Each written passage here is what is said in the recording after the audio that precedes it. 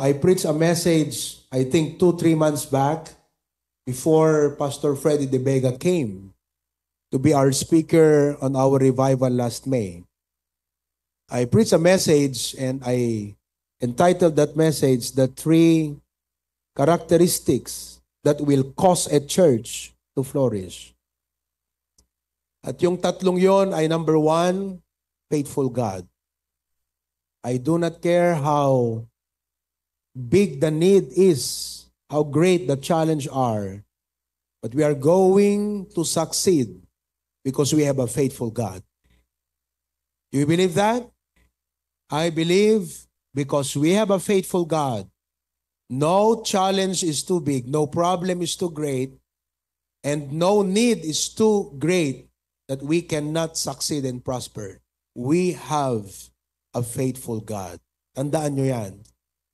The second reason why the church would grow, our church will grow, is because of the faithful pastor. Pag ang pastor ay hindi tinawag ng Panginoon for that specific job, he won't be able to do it because God's calling means God's anointing.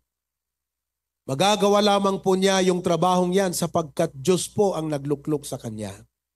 It's not about his talent or skill, but it's about his dedication, his faithfulness, and his loyalty to his calling and duty. That blessed is a church with a dedicated and sincere pastor. Pero alam nyo, mayroon tayong matapat na Diyos at matapat na lingkod ng Panginoon. Hindi pa po kumpleto. Kailangan, number 3, faithful church members. That's why today we are not going to talk about the faithfulness of God. Narinig natin sa koral, our God is faithful and His way is perfect, and for that, we can trust Him. Di natin pag-uusapan ngayon tungkol sa pastoral calling. We are going to talk today about how members should be faithful. Naniniwala tayo na ang Diyos, nais niya na tayo ay maging matapat. Now, what I'm going to do this morning is to give you 4 indispensable reasons to be faithful. Bakit dapat tayo maging matapat?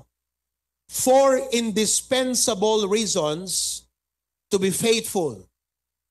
Pwede namang hindi ka na maging faithful. Tanungin mo ngayong katabi mo, faithful ka ba o hindi?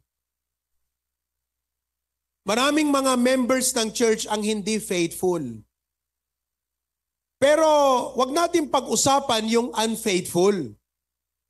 Pag-usapan natin yung faithful. Bakit dapat tayo maging faithful? When we can be unfaithful, when there could be reasons na hindi tayo maging matapat. Pero bakit dapat maging matapat ka na anak ng Diyos? Let's pray. Heavenly Father, bless as we study our lesson now. Give me wisdom. Bless our internet connection. In Jesus' name we pray. Amen. Now, imagine,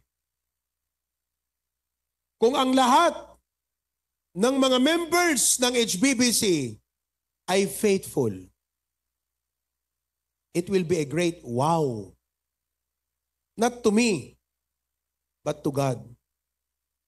Kaya nais ko pong himugin kayong lahat at hamunin at i-encourage to make a decision and commitment today. Young and old, whoever you are, I would like to challenge you to be committed, to commit yourselves today and say, God, I will be a faithful member of my church. Amen? Ngayon, bibigyan ko kayo ng 4 na reason bakit dapat tayo maging matapat. First of all, the word faithful means unwavering commitment. Ano bang ibig sabihin ng maging faithful? It means to have unwavering commitment. Amoy no, karkararag kayo kakabsat, pag pinagpipray ko kayo, And I pray for all of you by name. Sa laki ng HBBC, hindi ko na rin alam kung sino yung pangalang pinapanalangin ko. Minsan. But I have the list of the names and I keep updating the prayer requests, especially yung mga nasa Wednesday night prayer meeting natin. You know, when I remember to pray for you, I don't just pray that God will bless your life. I don't just pray that God will meet your needs. And I know many of you have needs. And I know we all want to be blessed. Would you like to be blessed? Would you like God to meet your needs? I do not only pray that God will heal your sicknesses. Sino po sa inyo ang may karamdaman? Brother Eric is still recovering. I'm glad you're here. I'm praying for you, Brad. Pero alam nyo, pag pinapadalangin ko kayo mga members, ang panalangin ko, Panginoon, sanang kapatid na ito, hindi magbago ang kanyang commitment. Because faithfulness means unwavering commitment. Sana, Panginoon, alisin mo sa kanya yung ugali na pagiging seasonal Christian. Alam mo yung seasonal? Panapanahon. Yung bang mga kahoy na, for example, they only yield fruit at a certain season. Ang prayer ko, Lord, anuman ang dumating na season ng buhay ng kapatid na ito, sana ay masumpungan mong siya'y matapat na naglilingkod sa iyo. Because that's, mga kapatid, wala nang mas maganda pa kundi maging matapat tayo sa ating Panginoon. Sa mga tuwid, kung bakit ang faithful, it means unwavering commitment, nahango po ang definition na yan dun sa Deuteronomy 7:9. Sa Deuteronomy 7:9, ganito kasi, ito yung point dyan. Ang ating Panginoong Diyos ay faithful God. Now, as faithful God, sabi ron, which keepeth covenant and mercy. Alam niyo ba yung ibig sabihin ng covenant? Pangako. Sino po sa inyo dito, katulad ng ating Diyos, na meron siyang pinanghahawakang pangako na doon nakabase ang kanyang katapatan? Ibig sabihin, faithfulness is with a premise o context. Ang katapatan ng Diyos nasusukat ayon sa kanyang patuloy na pagtupad ng kanyang mga pinangako. Ang aking tanong ganito, ito yung punto dyan. Kung ang definition ng faithfulness ayon doon sa katapatan ng Diyos at dapat tayo maging matapat, ito ang aking tanong. Sino po sa inyo, itaas ka ng kamay ng lahat ng merong pangako sa Diyos? Kasi, palagay ko, wala pa kayong pangako eh. Nangako na ba kayo sa Diyos kahit kailan? Sino po sa inyo ang nangako na sa Diyos? Pastor, teka, pangako? Ano bang dapat kong ipapangako sa Diyos? Hindi ba yung, alam mo yung mga politician, pag sila magsisimula na ng kanilang, anong tawag doon, yung kanilang, hindi, yung nanalo na sila. Nanalo na. Yung magsisimula na ng, ang hirap naman kasi. Pag magsimula na ng kanilang pagturay. Oo. Mangangako yan eh. Nangangako ako na paglilingkuran ko ang aking mga kababayan na ang lahat ng aking plataforma ay aking tutuparin ng buong puso at buong pagkatao. So help me God.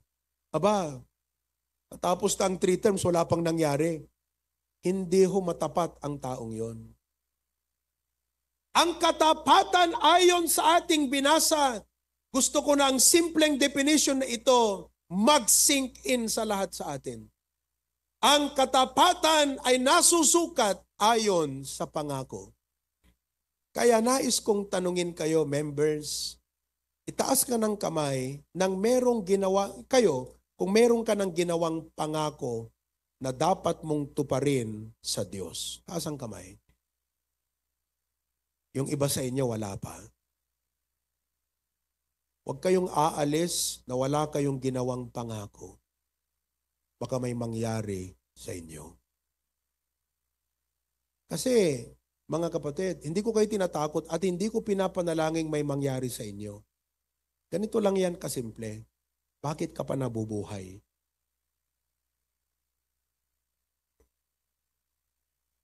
You know, dapat may pangako kang gagawin. Ngayon, pastor, teka, ano ba yung dapat na pangakong dapat kong tuparin at gawin? Ang pangako nakabase doon sa tungkuling inilaan ng Diyos sa atin. Parang yung politician, tama? May tungkulin siya na manguna. Mangangako siya ayon sa kanyang tungkulin. Are you with me?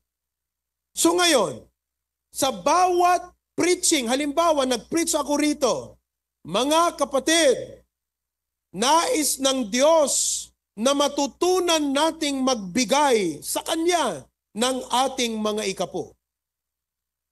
Pag nakikinig ka ngayon, anong sasabihin mo? Panginoon, na-convict ako, maliwanag ang iyong utos, mangangako ako.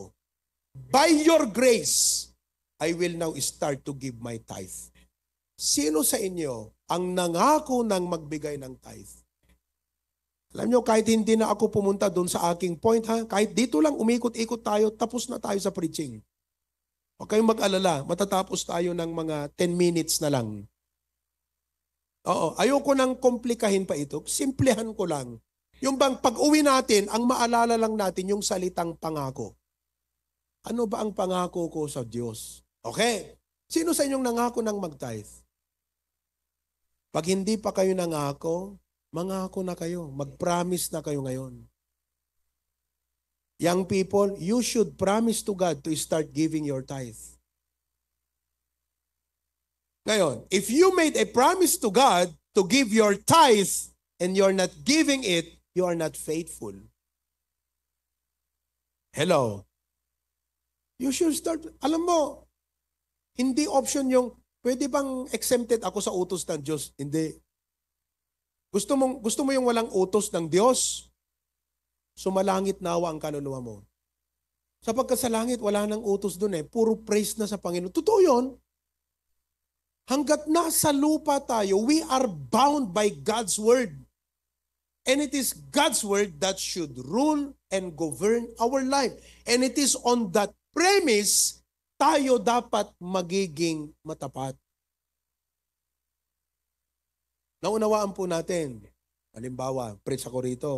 Nagturo ako. Mga kapatid, ang utos ng Panginoon sa atin, huwag nating pabayaan ang ating pagtitipon, not forsaking the assembling of ourselves together. Pag walang mangako sa inyo, walang mangyayari sa gimong natin dito. Kayong mga men, kung hindi kayo mangangako na maging matapat sa pag-a-attend ng ating service dito, walang mangyayari sa church na to. Kaya nga dapat mangako kayo. At dyan susukatin ng Diyos ang katapatan natin. Naunawaan po natin. Medyo kalat-kat, DJ point ko. Pero okay lang. Tinutumbok ko lang yung salitang faithful. Para pag uwi natin, isa lang yung laman ng isip natin. Mangangako ako na hindi ko pababayaan yung mga church services namin.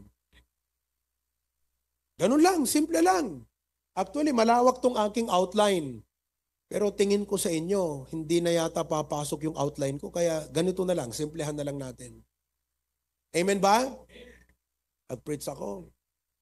Mga kapatid, isa sa mga nais ng Diyos na pagtitipon na dapat nating palaging daluhan ay ang prayer meeting.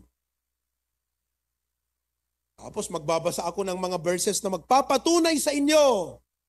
Tignan nyo yung mga unang Kristiyano nung araw, ang sikreto ng kanilang paglago at pagpapala ng Diyos sa kanilang buhay ay dahil sa kanilang pagkakaisa sa panalangin. At nais kong lahat tayo mangako sa Diyos na magiging faithful sa prayer meeting. Ngayon, kung hindi ka faithful, kapatid, hindi papasok sa iyo yung aral na yon. Uuwi ka lang at ang magiging labas, inignore mo, dinedma mo lang ang Diyos. Sino ka ba para dedmahin mo ang Diyos mo? Sino ka ba? Biruin mo kung halimbawa, si Presidente dadaan dyan, dededmahin mo. Yan ang lumalabas eh. Na pag pininits namin dito, mga kapatid, ang nais ng Diyos, lahat tayong mga Kristiyano ay magkaisa sa panalangin. Umuwi ka, wala ka man lang ginawang commitment doon sa preaching na yon. Alam mong lumalabas, ulitin ko, dinedma mo ang Diyos. Ang tanong ko ulit sa'yo, sino ka ba para dedmahin mo ang utos ng Panginoon na yan? Who do you think you are? You have, from the lowest way of getting your attention, simpleng paraan yun, ha? You have no right to ignore God. You have no right. Sino po rito sa inyo ang may kaparapatang magsasabi, ako! Hindi ako mag-attend ng prayer meeting. Teka, utos ng Diyos yan. Who are you and do you have the right to ignore God? Pero syempre, hindi yun ang magiging unang motivation mo na, tira, mag-prayer meeting tayo kasi huwag nating ignore ang Diyos. It should come from a loving heart. Pero sinisimulan lang natin sa isang simpleng pakikipag-usap. Usapang medyo may konting sarcasm. Naunawaan po ninyo. Pero wag sana tayo sa sarcastic na dadala na maging faithful. Pero minsan, yun ang lengguaheng naiintindihan ng iba sa atin. Are you following?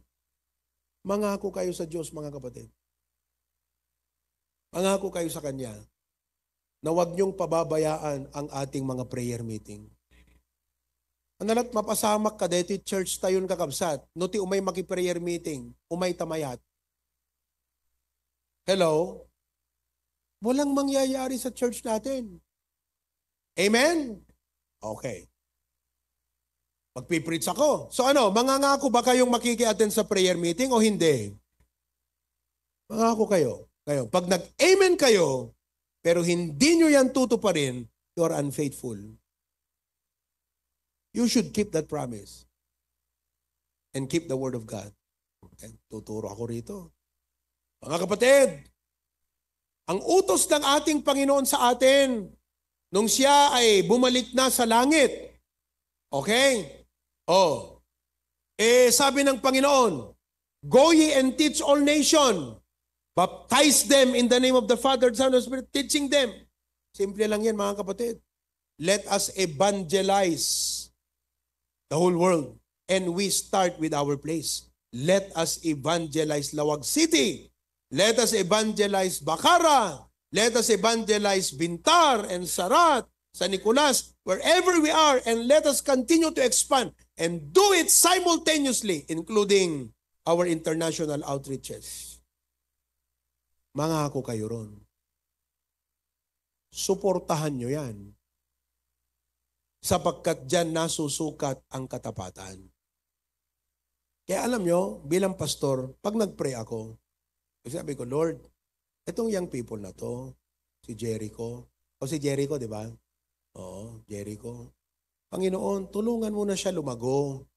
Sana, Panginoon, magkaroon din siya ng kaunawaan at burden sa ministry.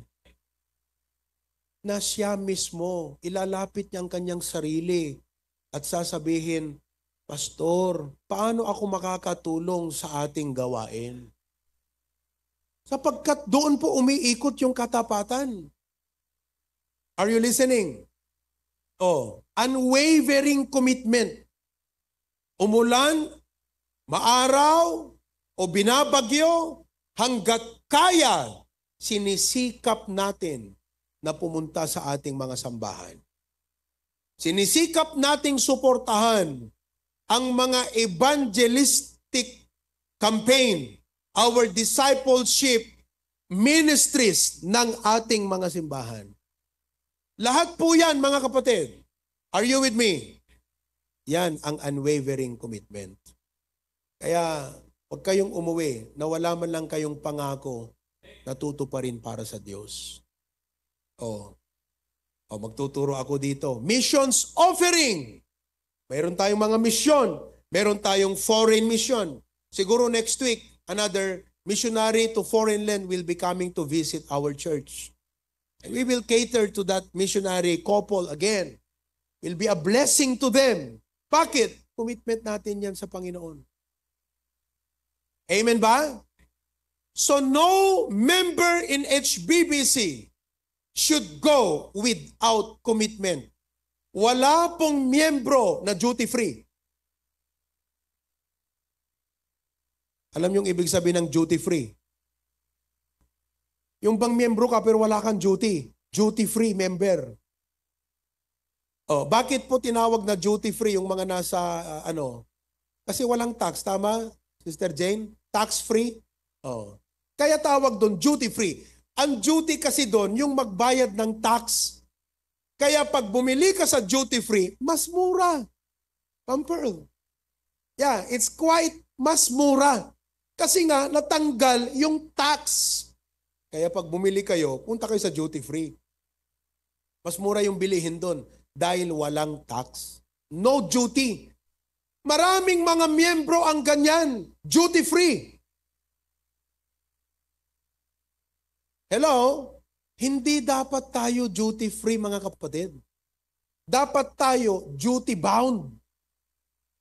Lahat tayo merong tungkuling tutuparin sa ating Panginoon. Pag-a-attend ng church, mga simpleng bagay. Pagtulong sa paglinis ng ating mga sambahan, sa ating music ministry, maging tapat ka dyan, sa duty mo na yan. Sa soul winning, maging tapat ka sa napakadami na mga mahalagang aspeto na tinitignan tayo ng Diyos, dapat tayo ay maging matapat. Amen ba? Tanungin mo yung katabi mo, ikaw ba yung duty-free? Pwedeng bumili sa'yo. Duty-free? Now, another meaning for the word faithful is consistency, trustworthiness, and dependability in fulfilling one's duty or calling. Yun yung sinasabi ko. Consistency, trustworthiness, and dependability in fulfilling one's duty. Inuulit ko, walang duty-free Christian. Amen? 1 Corinthians 4:2. Anong sabi sa 1 Corinthians 4:2? Moreover, dyan sa baba, it is required in stewards that a man be found faithful. Remember this. Okay? Tandaan po niyo that God is looking for faithful people. Hinahanap ng Diyos, kung ang Diyos ba ay, ang ating Panginoon Diyos nag-attend dito sa ating service at sa mga services dyan sa Claveria, dyan sa Pasukin. Pag nag-attend kaya ang Diyos, which I believe, He is always attending our services, yeah? Pero pag sa sentidong parang katulad ko na mag-a-attend, pag ang Diyos ba ay nag-attend dito, can He say that you are faithful? Can He find faithful people here? Are you listening? Loyal people, dependable people, trustworthy people. Let us be that kind of person, mga kapatid, that God is looking for. Ang sabi ng 2 Chronicles, for the eyes of the Lord run to and fro throughout the whole earth to show Himself is strong in the behalf of them whose heart is perfect toward Him. Alam nyo ngayon, mahalaga yung salitang faithful sa mga trabaho eh. Pag ikaw ay in-interview, ako hindi ko pa naranasang na-interview. Sino kadakiti? Sino po sa inyong naranasan ng na-interview sa trabaho? Hindi ka pwedeng magsimula sa trabaho na wala kang pipirmahang kontrata. Halimbawa kung 2 years, hindi yung magre-resign ka na lang, gusto mo nang mag-resign ka na. Because it can affect the company. Hello? Yung bang halimbawang kumuha ka ng kasama ng bahay. Ako sa'yo, 1 taon po ako. Wala pang 1 week, umalis na. Nabigyan mo pa ng 1 buwang sweldo. Wala pang 1 week, umalis na. Hello? Paano yun? Ang hirap makahanap ng matapat. Kung sa usaping kasambahay, ang hirap makahanap ng matapat na kasambahay. Sino po sa inyo may mga kasambahay? Sino sa inyo may mga kasambahay na mahigit 10 years na sa inyo? Hindi niyan. Si Ma'am Pearl, may alam, si Lola Payat, ilang years na po sa inyo? 30 years! Tinding faithfulness nun. Amen. Palagay ko, pag nag-resign yan si Nana Payat, dakila tukol, dakila pilay, dakil nga kawa ni Ma'am Pearl. Kasi mahirap kang makahanap ng matapat na kasambahay. Yung iba, pag nagkasambahay, awan di ba't patamagang tila pumpuntok faithfulness, at no lang ay da-idea yung kakabsat. Iba, kukuha ng kasambahay. Pambira, biglang nawala. At hindi lang siya nawala, pati mga gamit mo nawala. Matatakot ka ngayon na mag-hire ng kasambahay. Kaya ngayon, pag nag-interview ka, taga saan ka? Anong background mo? Anong apelyido mo? Hindi ba may klepto ka? Hello? Amen? Yung iba naman, kukuha ka halimbawa ng kasambahay. Tumagal ng 1 taon, umalis, chinismis ka pa. Alam mo, doon sa dati kong pinanggalingan, grabe, Pihira, ano? Kayo kung kayo ay magtatrabaho bilang kasambahay, maging mabuti kayong kasambahay.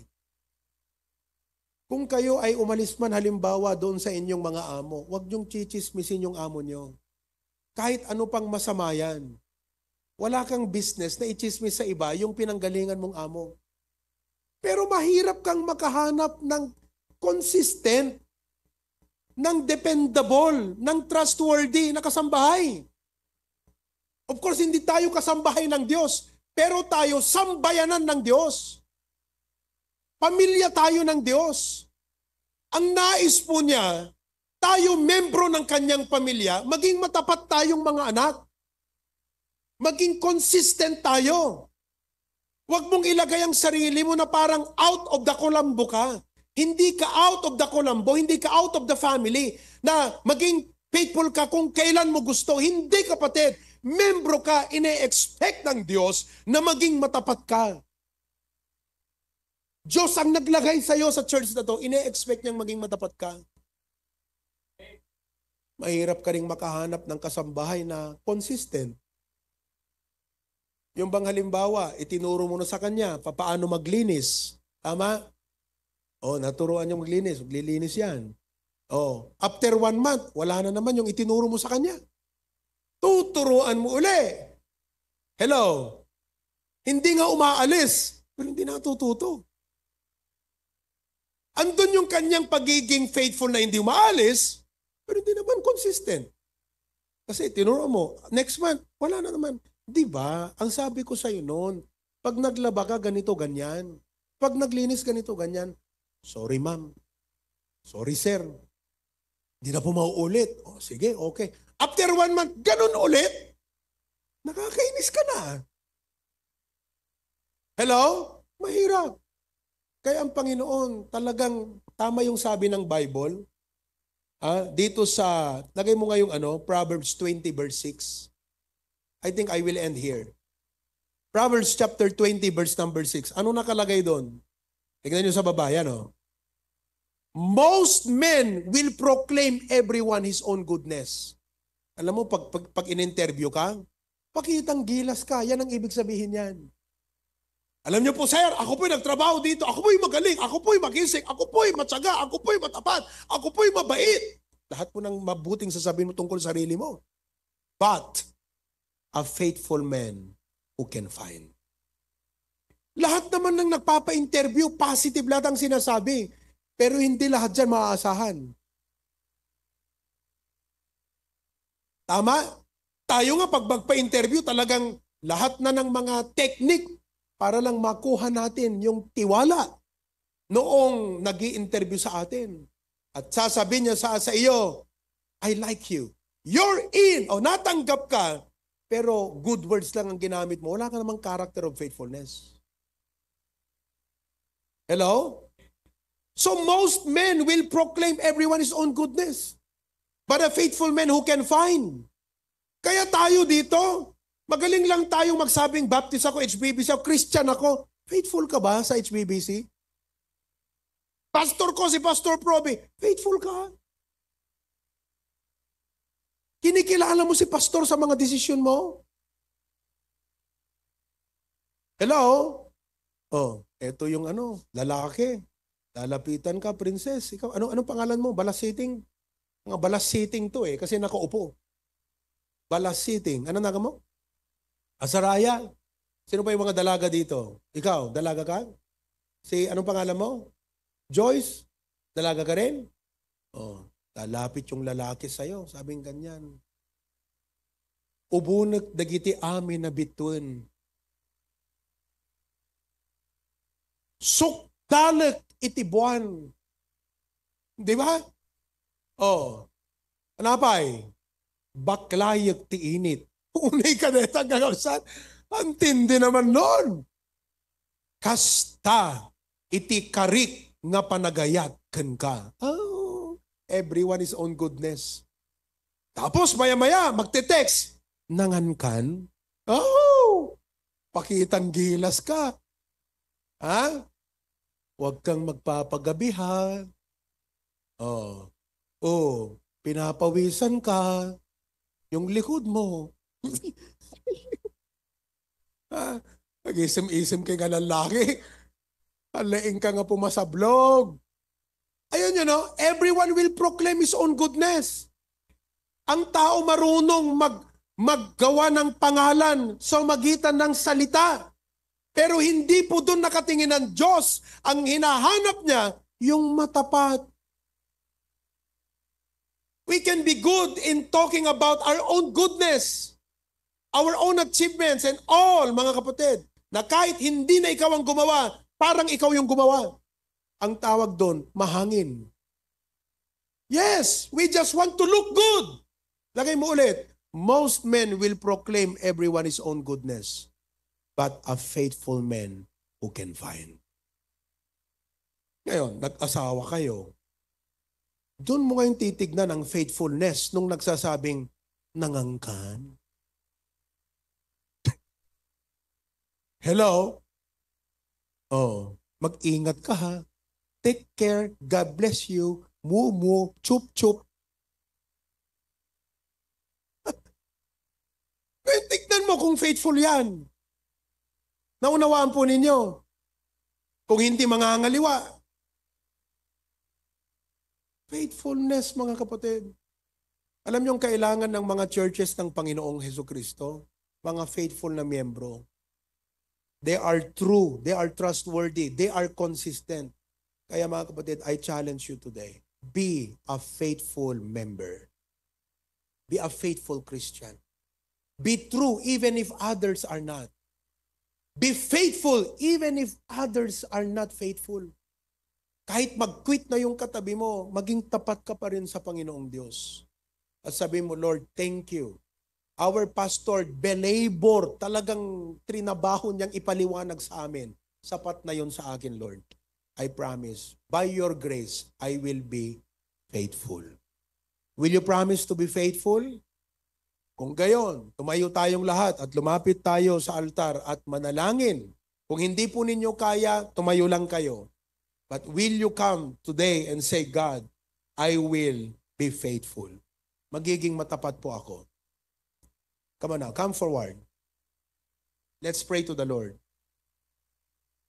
Sorry, Lord. Sorry ka na rin, Lord, for the times I've been unfaithful to you. For the times that, I have not been true to my duties and to my commitment. Lord, thank you that I heard the word duty-free. I don't want to be a duty-free member. I want to be a member that fulfills a duty in my church. I have a duty to fulfill.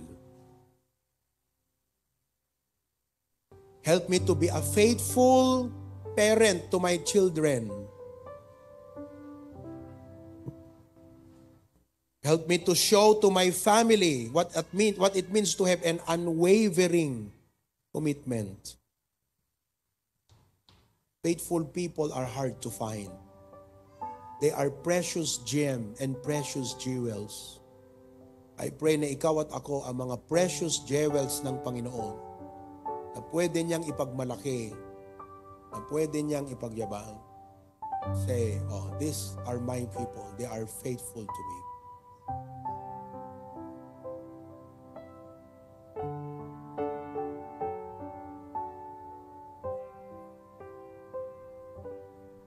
Dear Lord, our prayer today is that you will find us faithful.